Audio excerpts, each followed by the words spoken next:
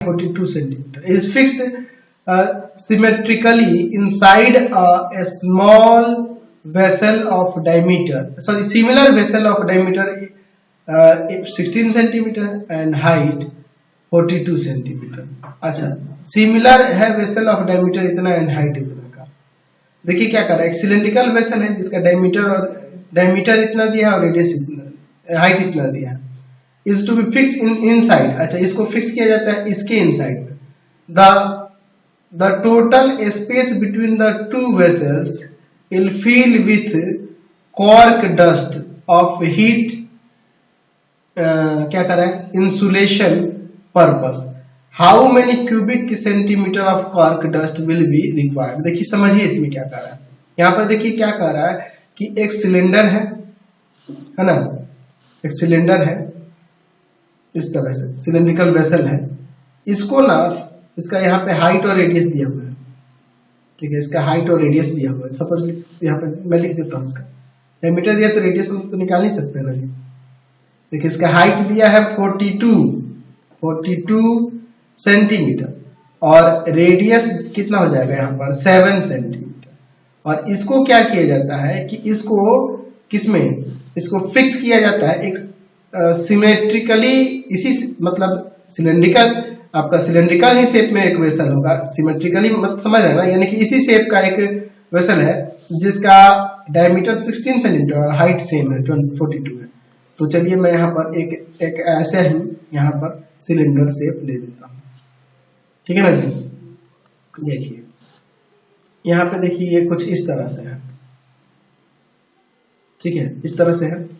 इसमें क्या कह रहा है, यहाँ पे कह रहा है कि इसका जो डायमीटर है वह डायमीटर है 16 सेंटीमीटर।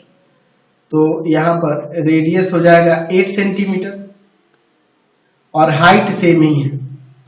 तो इनके बीच में देखिए, जब बीच का जो गैप बचेगा ना, इसमें क्या भरा जा रहा है, कॉर्क डस्ट भरा जा रहा है इसमें, ताकि हीट को ये अब्सॉर्ब करे, है ना जी। हीट क्या कह रहा है, फॉर हीट इंसुलेशन पर्पस के लिए। तो इसमें कॉर्क भरा जा रहा है, यानी कि जितना खाली स्पेस होगा उसी में ना भरा जाएगा।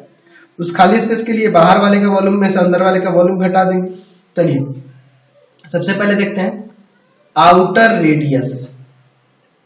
आउटर रेडियस कैपिटल आर से डिनोट करते हैं, तो वो हो जाएगा 16/2 8 सेंटीमीटर।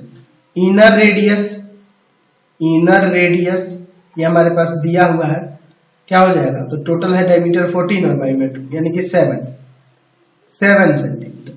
अच्छा, और हाइट ऑफ द सिलेंड्रिकल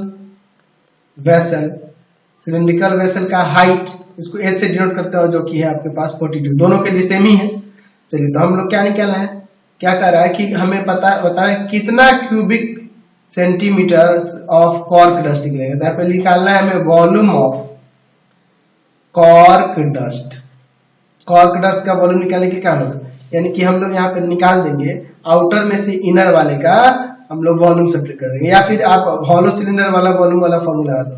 तो होता है ना हॉलो सिलेंडर के लिए pi capital R square minus small r square और इंटू में h, यही लगा देते हैं, हमारा काम यहाँ पर हो जाएगा।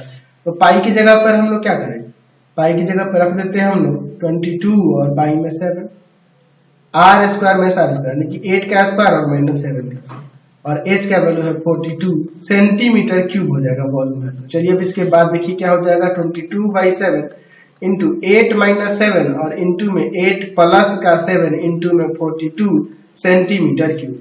तो 22/7 इंटू में 1 इंटू में यहाँ पर 15 इंटू में 42 सेंटीमीटर क्यूब। यहाँ से इसे काट सकते हैं 6 टाइम्स में, इन सबको मल्टीप्लाई कर देते हैं। तो 22 इंटू में 15 इंटू में आपका है यहाँ पर 6, तो यहाँ पर कितना आ जाएगा 1980 centimetre cube of cork dust होगा। इतना कॉर्क 16 देखिए